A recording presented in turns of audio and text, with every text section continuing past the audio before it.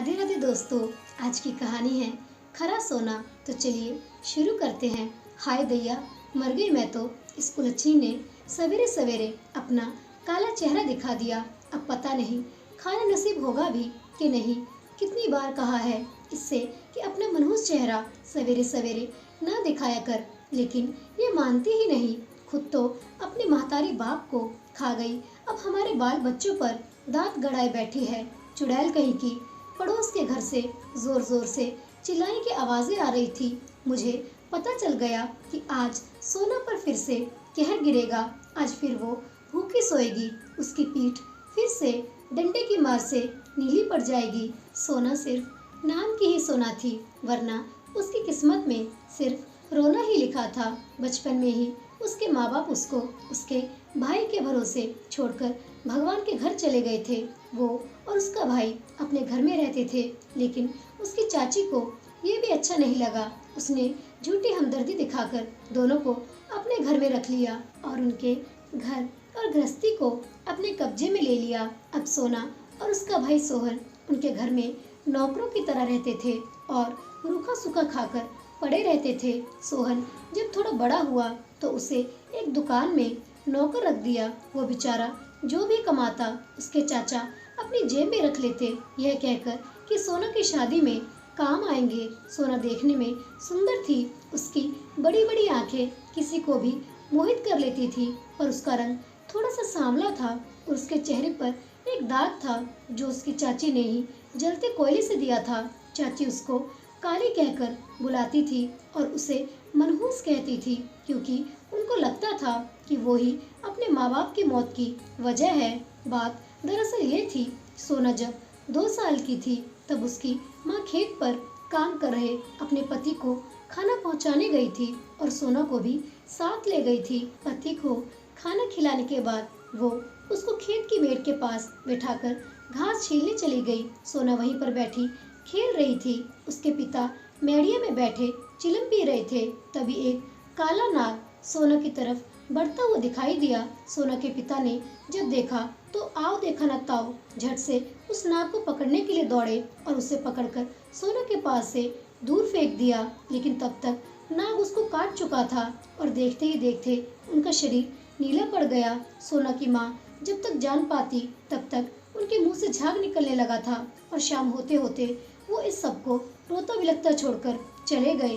सोना की माँ के जीवन में अंधेरा छा गया। सोना का भाई बहुत छोटा था। सोना की माँ उन दोनों को लेकर खेत पर चली जाती और हल चलाने की कोशिश करती। अभ्यास न होने के कारण वो ठीक से बैलों को नहीं संभाल पाती। एक दिन वो ऐसे ही बैलों को हाँक कर घर ला रही थी कि तभी सामने से आ रहे एक सांड ने उसके बैलों से लड़ना शुरू कर दिया और सोना की माँ अपना बचाव नहीं कर पाई। सांड ने उसके पेट में अपना पैर रख दिया और उसकी जीवन लीला समाप्त हो गई। अब सोना और उसका भाई अनाथ हो गए थे। भाग्य ने उन्हें अपने चाचा चाची का नौकर बनने पर विवश कर दिया था। धीरे धीरे सोना बड़ी हो गई। यौवन की दहलीज पर कदम रखते ही उसकी शादी की बात होने लगी। उसका भाई सोहन उसके लिए लड़का ढूंढने लगा, लेकिन उसके रंग और दाग की वजह से कोई भी उससे शादी करने के लिए तैयार नहीं होता। सोना का भाई ढूंढते ढूंढते थक गया। अंत में निराश होकर उसकी शादी एक अंधे युवक से कर दी। सोना उसे अपनी किस्मत समझकर ससुराल चली गई। वहाँ उसका बहुत आदर था। सोना हर काम में निपुण थी। अपने घर को उसने अपने हाथों से खूब सजा रखा था। अपने पति को वो कभी महसूस नहीं होने देती थी कि उसकी आंखें नहीं हैं। हर कदम पर अपने पति और परिवार का साथ निभाती। उसकी सास उसका गुणगान करते नहीं थकती थी। सब कुछ ठीक चल रहा था कि तभी सोना के ससुर का स्वर्गवास हो गया और सोना के घर की स्थिति डावाडोल हो गई। घर में केवल सोना, सोना का पति, सोना की सास और एक ननद थी। लेकिन सोना का पति अंधा होने के कारण खेती का काम नहीं कर पाता था।